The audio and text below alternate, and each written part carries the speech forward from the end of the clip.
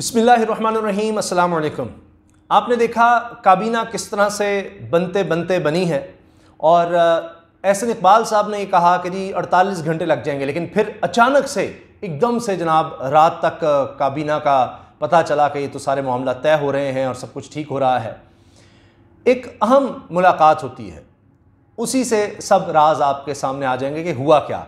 और अब भी नाराज़गियाँ तो अब भी हैं और इतनी ज़्यादा नाराज़गियाँ थी कि लग रहा था कि काबीना भी और बहुत देर लगाएगी बनने में।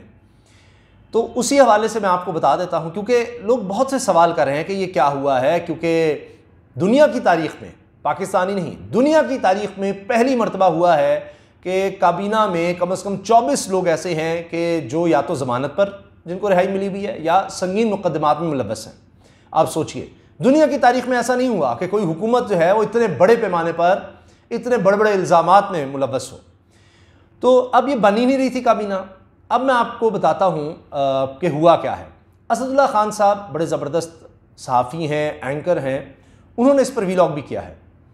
तो जनाब मुलाकात होती है दो बड़ों की, और इस मुलाकात में जो कि वन ऑन मुलाकात है, इसमें बहुत सी बातें समझाई जाती हैं, पैगामात दिए जाते हैं, हिदायत दी जाती हैं।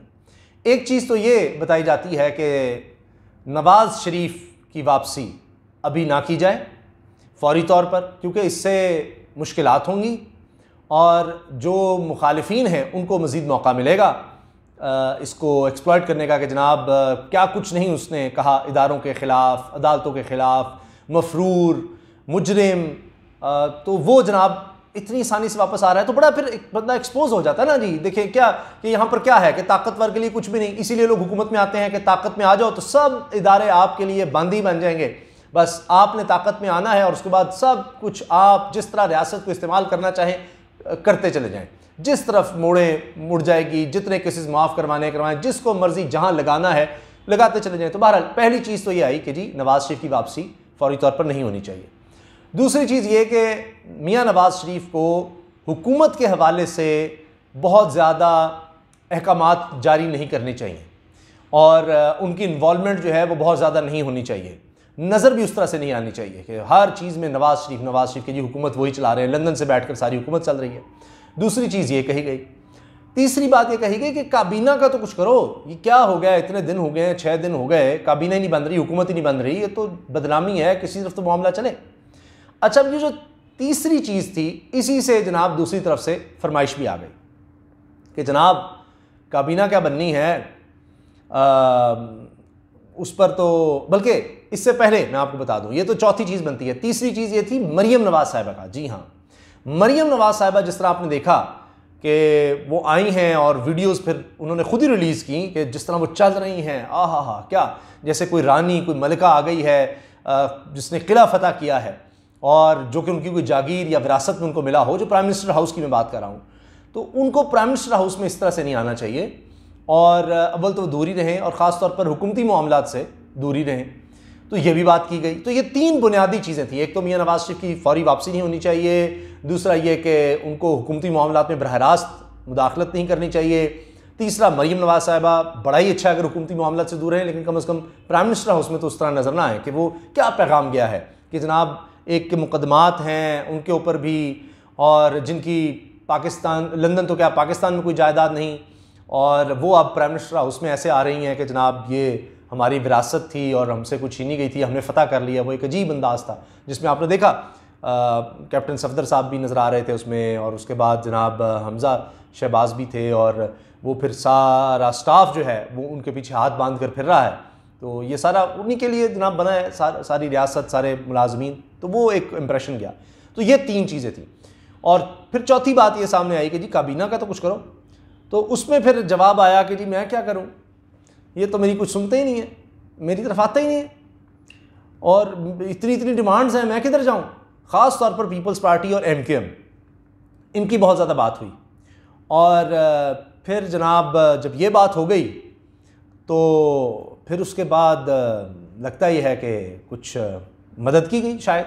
मतलब जैसे उन्होंने कहा कि जी काबीना नहीं बन रही, उसके बाद फिर बड़ी तेज़ी से डेवलपमेंट्स हुई और ऐसे जैसे किसी ने कान पकड़ के कहा होगा चलो लाइन में, तो वो फिर सारे हलफ वगैरह ले लिया गया। लेकिन उसके बावजूद मसाइल तो हैं। मसाइल इस तरह से हैं कि कुछ पीपल्स पार्टी के लोग नाराज़ हैं, मिसाल के तौर पर बिलावल भुट्टो साहब तो आए नहीं और वो उनका कहा गया कि जी वो तो जा रहे हैं नवाज़ शरीफ साहब से मिलने, क्योंकि शहबाज शरीफ साहब ने तो हाथ खड़े कर दिए हैं कि मैं तो बेख्तियार हूँ और मैं तो ये चीज़ काम नहीं कर सकता। यानी जिस तरह से काबीना में वो चाह रहे थे वो तो किसी तरह से हुआ, लेकिन आगे सदर का मामला है, ख़ास तौर पर जो सीट एडजस्टमेंट का मामला है, 40 MPs ऐसे चाहिए जी, MPs की सीटें चाहिए जहाँ नून लीग अपने लोग ना खड़े करे, 10 से 15 MLAs चाहिए हमें पंजाब से, तो उसमें जनाब वो मान नहीं रहे, तो वो कहते हैं जी भाई के पास हैं, तो वो नवाज़ शरीफ के पास भी जाया जा रहा है बिलावल की तरफ से कि जनाब ये आपने क्या बिठा दिया इधर, जो कहता है जी मेरे पास तो इख्तियारी कोई नहीं है, ये उस तरह से मामलात नहीं चला रहा और ये तो सिर्फ जो ऊपर से अहकामात आते हैं सिर्फ वही मानता है और ख़ुद तो इसके पास कुछ है नहीं। तो मैंने फिर इस तरह का वज़ीर ख़ारजा बनकर क्या करना है, या हमने इससे क्या बात करनी है, फिर आपसे ही बात करें कि मामला कुछ चलें आगे।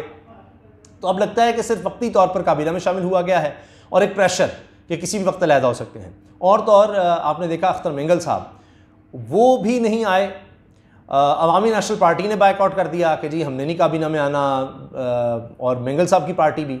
अब अगर वही निकल जाते हैं किसी भी वक्त तो ये हुकूमत फारिग है, क्योंकि अगर किसी भी वक्त सदर कह देते हैं कि जनाब इत्मीनान का वोट लें तो वोट लेना लाजमी है। तो अभी तक मेंगल साहब बड़े नाराज़ हो गए हैं बलूचिस्तान के हवाले से और मिसिंग पर्सन के हवाले से, जो भी है वो पिछली हुकूमत में इस तरह कहते रहे और अभी भी कह रहे हैं, तो वो ये कहते रहेंगे। तो अब शहबाज शरीफ साहब ने करना तो कुछ है नहीं, तो अब देखते हैं कि वो कब तक इस तरह की बात करते हैं उनका साथ देने की। अवामी नेशनल पार्टी का भी आपने देख ही लिया, वो अली वज़ीर मोहसिन दावड़ को वो चाहते थे आगे किया जाए, वो भी नहीं, उनको भी नहीं वजारत मिली।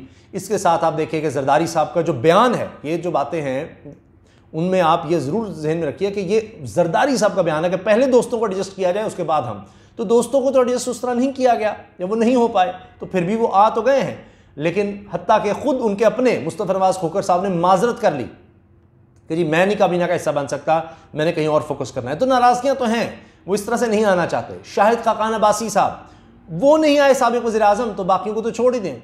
तो जनाब ये कब तक चलेगा इस तरह? ऐसी काबीना जो ज़बरदस्ती बनाई गई हो, डील का नतीजा हो, वो कैसे चलेगी? वो किन के हुक्म पर चलेगी जिनके नज़रियात मुख्तलिफ हों? ऐसे लगता है कि सिर्फ इसलिए लाया गया है, बनाया गया है कि कुछ एक हुकूमत नज़र आए। किसी ने तो बात करनी है, IMF से बात करनी है कि दुनिया में तो दिखाना है कि हाँ जी यहाँ कोई हुकूमत है। और ये जो अदम इस्तेहकाम है जिसका अब सब पर आएगा, तमाम इदारों पर भी आएगा बोझ कि जी ये किया क्या आपने, ये कर क्या दिया आपने, तो वो भी एक मसला बनेगा। आप देख लीजिए डॉलर जो है वो फिर ऊपर जा रहा है, बिजली की कीमत फिर बढ़ाई जा रही है, हर चीज़ के दाम बढ़ते चले जा रहे हैं। अभी पेट्रोल बढ़ाना है, IMF की शराइत भी माननी है, डेवलपमेंट बजट वो आपने कम करना है, जो अवामी मंसूबे थे उनको ख़त्म करना है, तो ये सब भी आपने करना है। तो बदनामी फिर अब सब तो लें कम अज़ कम, तो एक दूसरे पर डालने की कोशिश हो रही है और इसमें सबसे ज़्यादा शहबाज शरीफ साहब की कुर्बानी होगी, लेकिन सबकी होगी। तो ये कितने दिन चलेगी? अभी से आप देख लीजिए जो नज़र आ रहा है कि इनको तो चलाया जा रहा है, ये खुद नहीं चल सकते। तो जो ही उस तरफ से दबाव ख़त्म हुआ या उधर दबाव ज़्यादा आ गया कि भाई हमारी जान छोड़ो, तो ये सारा मामला धड़ाम से गिर जाएगा। इजाज़त दीजिए, अल्लाह हाफ़िज़।